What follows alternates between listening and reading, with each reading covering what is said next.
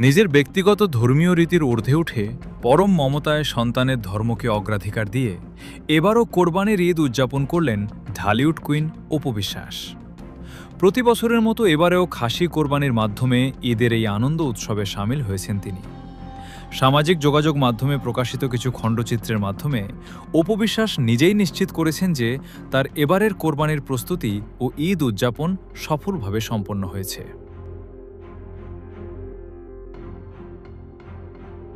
কিছুদিন আগেই এক সাক্ষাৎকারে অপু বিশ্বাস বলেছিলেন, মা হিসেবে সন্তানের ধর্মকে সম্মান করা এবং তাকে সঠিক ধর্মীয় শিক্ষা দেওয়া তার অন্যতম বড় দায়িত্ব।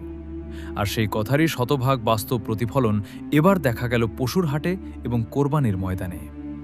নিজের ব্যক্তিগত বিশ্বাসকে একপাশে রেখে একমাত্র কলিজার টুকরো আব্রাহাম খান জয়ের মুখের হাসির জন্য তিনি এই ঈদকে প্রতিবারের মতোই বর্ণিল করে তুলেছেন।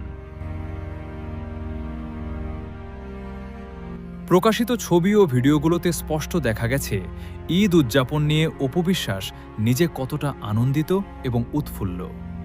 সনাতন ধর্মে গরুকে অত্যন্ত শ্রদ্ধা করা হয় বলে তিনি নিজের ধর্মীয় অনুভূতির প্রতি সম্মান রেখে গরু কোরবানি থেকে বিরত থাকেন।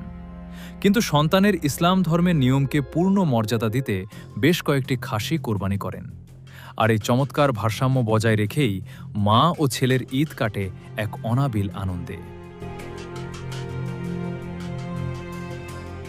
একজন মা হিসেবে সন্তানের খুশির জন্য এবং ধর্মীয় সম্প্রীতির এমন অনন্য নজির স্থাপন করায় অপু বিশ্বাসকে নিয়ে আপনার মতামত কি?